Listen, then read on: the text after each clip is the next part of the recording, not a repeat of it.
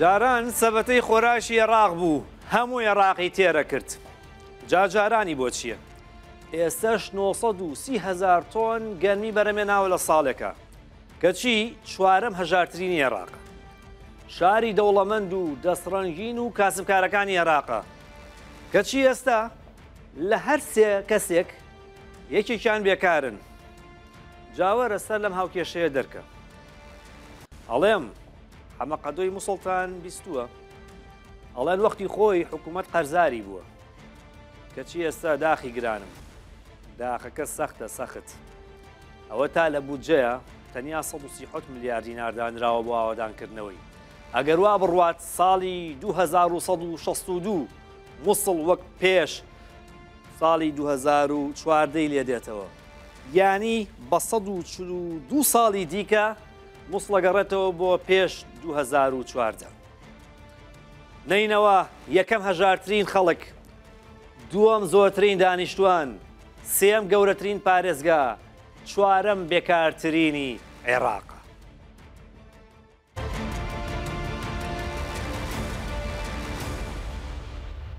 سڵاوتان لێبێتەوە و کاتتان باش. من محەممەدی شێخ فاتیحم. باسی شاری دووبەهارتان بۆکەم. جاران دووبەهاریە بوو، ئێستا چوار هاوینی هەیە. یەکێکە لە شارە ئێجگار دڵڕفێن و دڵفرێنەکانی عێراق. ژمارەیەکی زۆر لە ژمارەی دانیشتوانی هەیە. یەکێکە لە شارە گەورەکانی عێراق دەتوانێت وەکو یەکێک لە گرنگترین شارەکانی عێراق تەماشا بکرێت. بەڵام ئێستا کاول بووە، تەفر و تونا بووە، بە ئاسانی هەڵناسێتەوە سەرپێی خۆی. شارستانەتەکانە دەیان شارستانەتی تیا دروست بوو و ڕوخێنراوە. بەڵام مووسڵ هەر مووسڵە و دەشتی نینەوایشێکە لە ناوچە گرگەکانی عێراق. ئێستا یەکێک لەو شتانەی کە بۆتانی باسکەم شتێکی زۆر سەیرەوەیە کە مووسڵ بە چەند شتێک بەناوبانگ بوو بە خەڵکی دەوڵەمەند. ئێستاش زۆربەی دەوڵەمەندەکانی عێراق خەڵکی حەمدانیان. سەرۆکی ژووری بازرگانی عێراقی شوازان بە خەڵکی مووسڵە. شاری خوێندن بوو. زانکۆی مووسڵ یەکێک بوو لە شارە ئێجگار گرنگ و کاریگەرەکان. یەکێک بوو لە شارە پزیشکیەکان کە خەڵک بۆ چارەسەر دەچوو. شاری زۆر شت بوو. بەڵام ئێستا سیرکەنەم شارە لە ناو کەرەڤانایە، شارێک لە ناو سانویچ پەنەڵ و کابینایە. سەرنج بدەن 132 قوتابخانە لەو شاری کە جاران وەکو قیبلەی زانست وا بوو لە دوای بەغداوە. ئێستا قوتابخانەکانی 132 قوتابخانەیە لە ناو کەرەڤانایە، لە ناو سانویچ پەنەڵایە، لە ناو کابینایە. 5 نەخۆشخانەی گشتی هەیە ئەم مووسڵە، چواریان لە ناو کابینە و کەرەڤانایە و ڕسێکی زۆر گەورەیەوە چەند جار پیان وتراوە تکایە ئەو قوتابخانە و نەخۆشخانانە دابخەن چونکە حاڵیان باشتر نابێت لە حاڵی دوور بێ ئاخوا دوور بێ لە هۆڵی ئاهەنگگێڕانەکەی حەمدانیە، چونکە عینیشتە بە هەمان کوواڵەتی دروست کراوە. مەترسێکی ئێجگار گەورەیە جاوە 1000 کەسی تیاوەمە 10,000 کەس لە قوتابخانە و نەخۆشخانەکانە دێن و دەچن. ئەوە دۆخی تەندروستی و هەروەها قوتابخانەکانی مووسڵە. ئێستا با پێکەوە سەرنجی ئەم دیمەنانە بین بۆیە هەنێ قسە بکەین لەسەر مووسڵ. ئەوە مووسڵ لە شاری دووبەهار وەک ئاماژەم پێدا بۆ بە وێرانەیەشی گەورە بە تایبەت لە دوای هاتنی داعشەوەی دیکە کاول بووە، تەفر و تونا بووە. شاری دەستڕەنژینەکان بوو، شاری خاوەنکار و پیشەوەرەکان بوو، چەندین کارگە و کارخانەی تێدا بوو. هەر لە تورشیاتەوە بیگرە تاوەکو چیمەنتۆ و هەتاوەکو پیشەسازی گەورەی قورس لە مووسڵ بوو. بەڵام ئێستا ڕێژێکی زۆری بێکاری هەژاری لەو شارەدا. باسی شتێکی دیکەتان بۆ بکەم، ئەوەی پەیوەندی بە دۆخی ئاوارەکانەوە هەیە و پەیوەندی بە دۆخی خەڵکەوە هەیە لە دەشتی نینەوە. زۆر جار هەر منیش ڕەنگە بە هەڵا دەستەواژەی مووسڵ بەکاربێن. شتێک نێ ناوی مووسڵ بە تەنیا خۆی بێت. دەشتی نینەوەیە کە بریتە لە مووسڵ و قەزاو ناحیەکانی دەوروبەریشی. یەکێک لە کێشەکانەوەیە کە لە دوای وێرانبوونی مووسڵەوە 72,000 خێزان داواکاریان پێشەش کردووە بۆی قەرەبوو بکرێنەوە. تەنیا لەو ژمارەیە 20,000یان قەرەبوو کراونەتەوە. ئەوەی پەیوەندی بە گەڕانەوەی ئاوارەکانەوە هەیە لە سەدا دەی خەڵکی بەگشتی نەینەوە گەڕاونەتەوە لە سەدا هەشتای ینی ئەوانەی کە نەگەڕاونەتەوە لە سەدا دە بە لە سەدا هەشتای لە سەدا هەشتای خەڵکی شنگال نەگەڕاونەتەوە بۆ شوێن و جێڕۆی خۆیان مەبەزمەم بابەتە گفتوگۆکەم لەگەڵ بەڕێز ڕەفعەت سەمۆڕە شۆقایدی کە بەڕێزیان جێگری پارێزگاری نینەوان بۆ کاروباری کارژێڕی کاکە ڕەفعەتە و کاتە و باش هیوادارم زۆر باش بیت ژمارەیەکی زۆر کەم لە خەڵک لە ئاوارەکان لە نینەوە لە شنگال گەڕاونەتەوە جێوڕێی خۆیان هۆکارەکەی چییە؟ چیتان کردو بۆی بە زووترین کات بگەڕێنەوە؟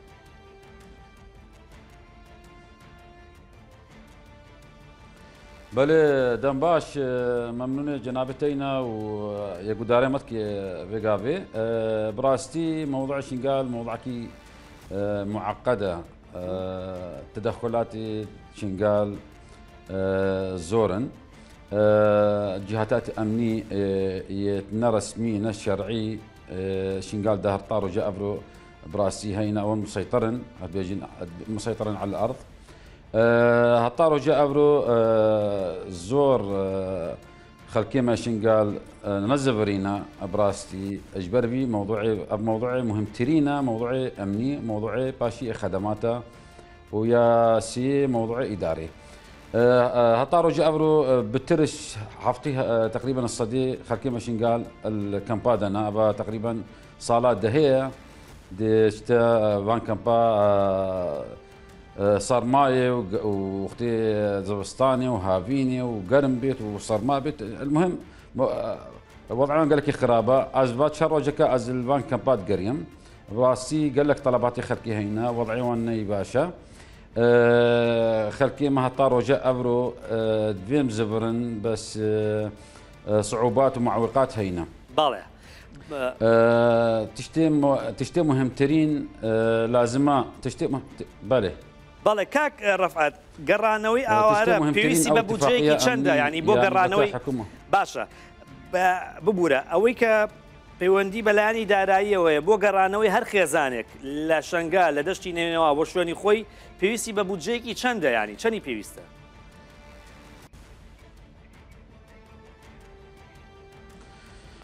خدي قرناوان براسي نمعلوم هطارو جاء أبرو أكا أو تطبيق أو عم بيجي اتفاقية أمني تطبيق نبت خلكي ما قال لك تشين وبراسي جاركا الزفرنفا وزفرنفا مخيمة أم حاضر بون قالوان بري تقريبا دو حفتية كامبا شارية تقريبا دو صدق بنجي عائلة تشونا شنقال براسي قال لك شوان جاركا دي زفرنفا بيجنام دي زفرن اجبر واقعي امني واقعي خدمي ندرسها الشين كاك رفعت امو كحكومه محليه بله ببوره بتنيشتي تو او رقمانك ليرن من باشي بين منازم تودي بنيانا لكوي حفتا و 2000 خێزان لە مووسڵ لە نینەوە کە داوای قەرەبووکردنەوەیان کردووە 20,000 قەرەبووکراونەتەوە قەرەبووکردنەوە یعنی چی ینی بە بڕی چەندێک ئێوە خەڵک قەرەبووەکەنەوە و بۆ لە 72,000 کەس تەنیا 20,000 کەس قەرەبووکراوەتەوە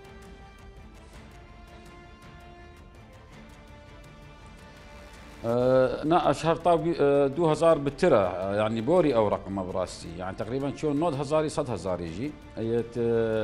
معامله خد درسكرين هطارو جاء افرو تعويض اخو ورنا قرتنا ملفي تعويضات براسي 2000 وهفدا سبيكر لجنا يا موسى 2000 وهفدا لجنا ما يا شينغال 2021 سبيكر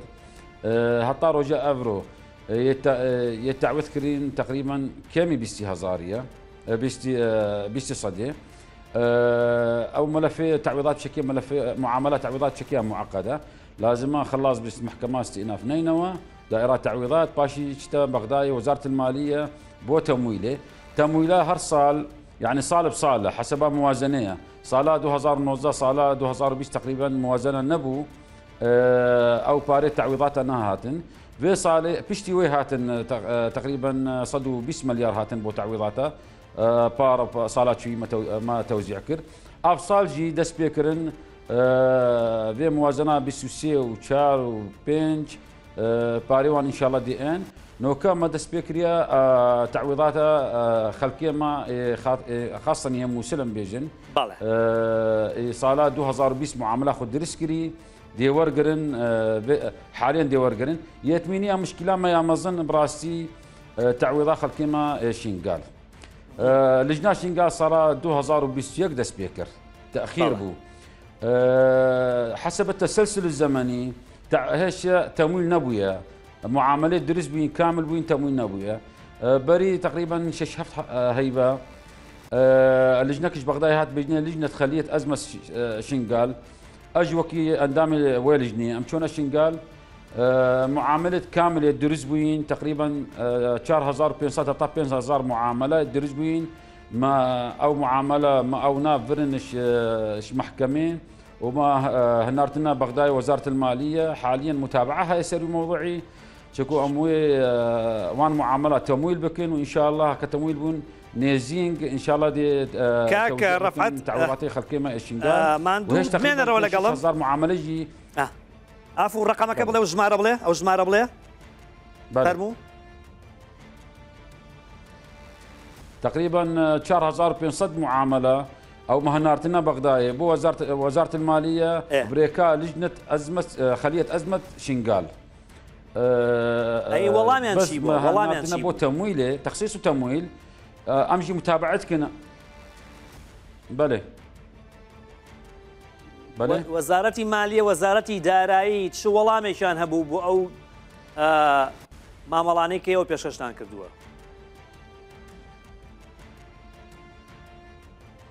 او وزاره الماليه تمويل كت معامله حسب تسلسل ما قلت يعني صال بصال يا لجنه موسل قهشنا 2020 تقريبا يا شنقال زاني تقريبا كامل كنت بيسدوه صاله 2022 معامله خد ريسك قال لك اجي بالله بس او استثناء بورد بيت على امشولت كان اسوي موضوع استثناء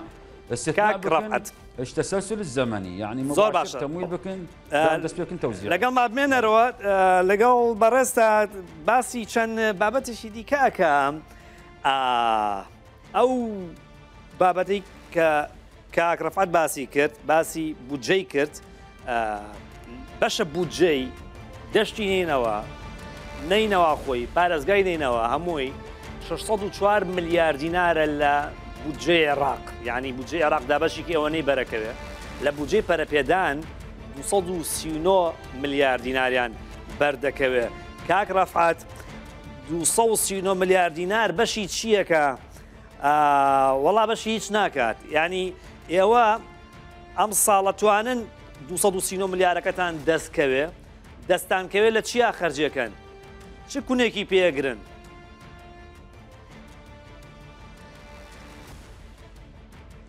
براسي يعني موازنتين بو محافظة ما موسل او تن تقسيم وزارة التخطيط وقتي موازنة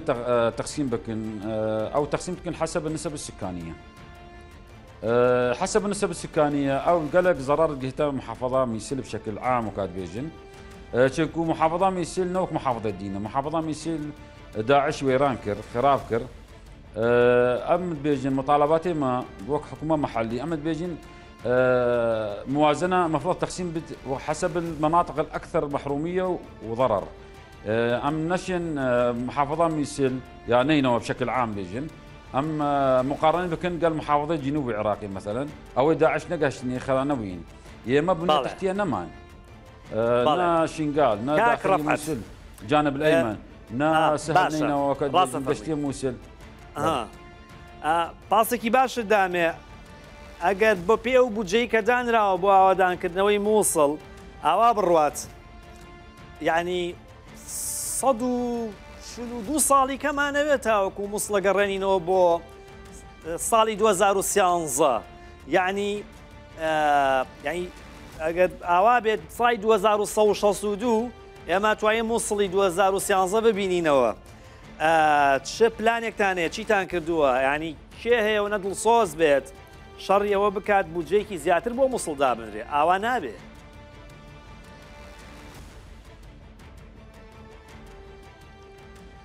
براسي واجبي يعني درجة ايك واجبي برلمانتي مينا بغداد يعني اول برلمان وقتی تصويت كان سر موازنه براسي وانج تقصير نكريه بس هيج بوان بيت جهود يعني موازنه محافظه نينوى وخاصه دبريت ما دبريت صدو ما دا صدو تشيل بشكل زي دبكن بشر بورد بيت راس براسي استحقاق ناين بسهالي بخرديتين بوكاد بيجن بسهالي هو صنادنا ما هكا هو مينة براسي دي تأخير بتعمار عمارة موسل حاليا قالك موازنة بس موازنة تنمية أقاليمها يعني موازنة هرصالة سيشار موازنات بيجني استقرار موازنة منحن قالك موازنة هنا بس أمد بينين يعني حاليا عمارة موسل بريفا تشيد بس طموحنا منطقة ما ايورام بين خاصة عم بيجي شينغال ودشتي موسل سهل نينوى ومنطقة مادا صدو تشيل ابا قال لك بواند بيت شانكو قال لك تخريب قهشتي يعني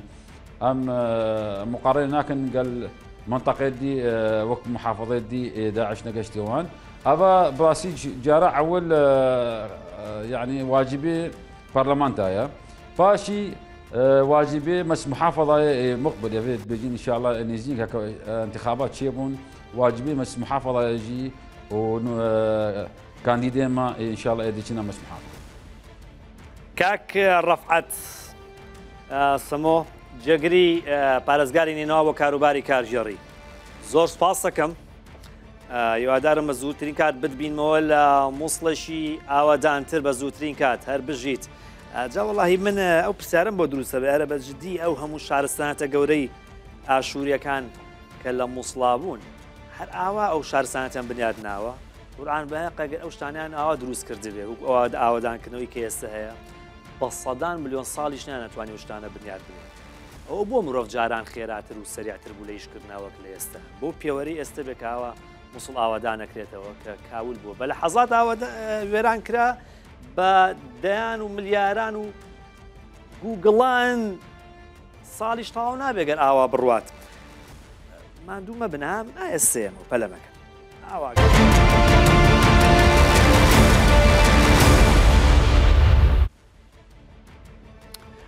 خۆ تۆزێک لەمە پێش باسمان کرد وتمان دەنگەکەم نایکە هەرە ناسەمە ئەیداخم کاریە بەڕاستی ئەوە تا ئەو مووسڵەی کەیشێکە لە دەوڵەمەندترین جیۆگرافیەکانی عێراق لە سەرمایی مرۆیی ئاخر 4 ملیۆن کەسی تایە خۆکەم نییە و ئەم 4 ملیۆنە خەڵکی چالاک و چست و لێهاتووی تایە خەڵکی تەوەزەلی زۆرتیان نییە بەڵام کێشەکە ئەوەیە دۆخی ئابوورەکەی بۆ جۆرەیەکەی بینین یعنی لە سەدا 33 خەڵکەکەی بێکارن وەک پێشتریش گوتم شارێک کە کاسبکار بوو بێت و دەستڕەنجین بوو بێت و بازنی زێڕیان لە دەستا بوو بێ ئەوە مووسڵی و مووسڵاوەکان بوون ئەوە ئێستا بۆ جۆرەکەی بینی سەبەتەی خۆراشی عێراق بووە ساڵانی ڕابردوو ئەو عێراقی بەخێو کردووە ئێستاش خۆوە نزیک لە 1 ملیۆن تۆن گەرمی بەرەمێناوە دەشتە بە پیتەکانی نیعمەتێکی هێجگار گەورەیە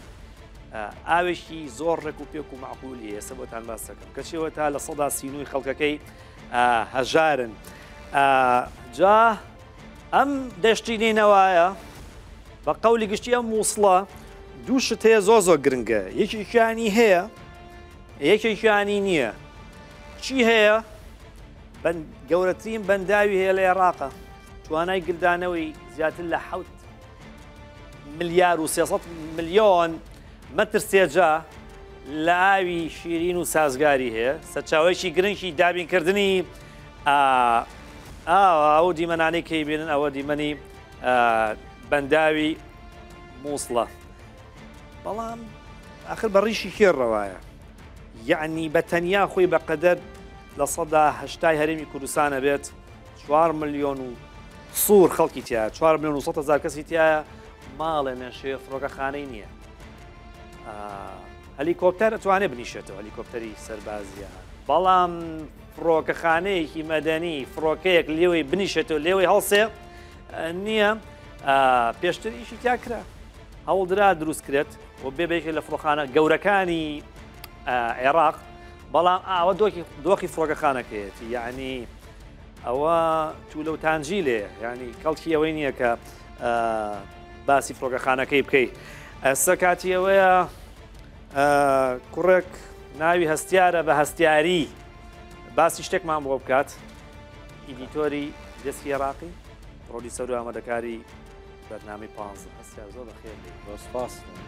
بودجەی مووسڵ بە بەراورد بە ڕابردوو کەمی کردووە زیای کردووە وڵات جیاوازێکی سیر هەیە لە بودجەی 2021 مووسڵ تقریبا 770 میلیارد دینار بووە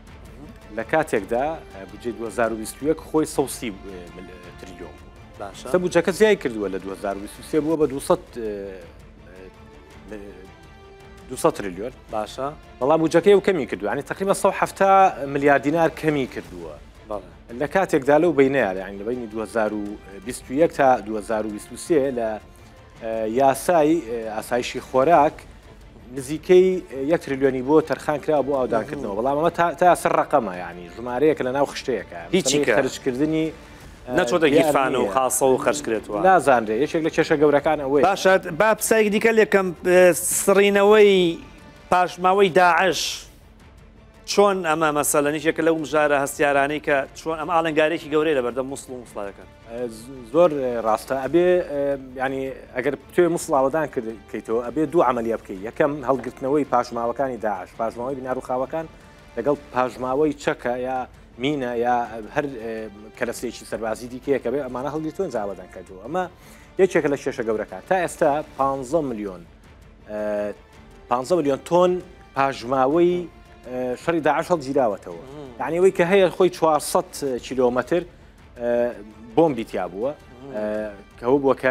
مرۆڤ ناتوانێت شتیا بکات تا ئەسە نیوەی پاکراوەتەوە دەوترێ بە پێوەی کە من قسەم لەگەڵاکردون نزیکەی 8 ساڵی دیکەیە بۆ ئێمە پاکرێتەوە یعنی تو ئەبێ ئەمە پاکێتەوە جابوونیادی منێ هەر بۆ تاواکری قسەکانی تۆ لە دوای ساڵی 2010 تا ئەسە 11,000 کەمەدامەوانی کە قاچیان پەڕیوەتەوە لە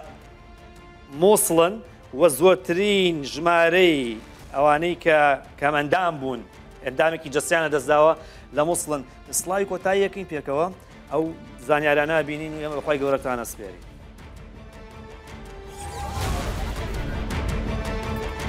نینەوە نیشتیمانی شارستانیەتیەکان هەر بستێکی شوێنەوارێکی مێژوویە.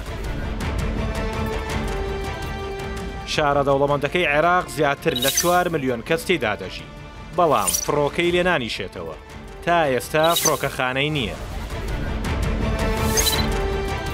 ئێرە سەبەتەی خۆراکی عێراقە بەڵام لە سەدا 39 خەڵکەکەی هەژارن. شارە دەزڕەنجینەکەی عێراقە بەڵام لە سەدا 33 ئەو 4 ملیۆنەی لێی دەژین بێکارن.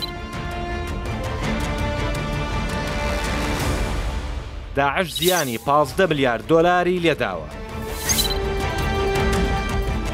بەو بودجێ بێت بۆی دانراوە 1.5 دەوێت تا 1.5 دیکە دەیکاتەوە بۆ مووسڵی پێش داعش. ئەم دەشتی نینەوایە یەکەم هەژارترین، دووەم زۆرترین دانیشتوان، سێم گەورەترین پارێزگا، چوارەم بێکارترینی عێراقە.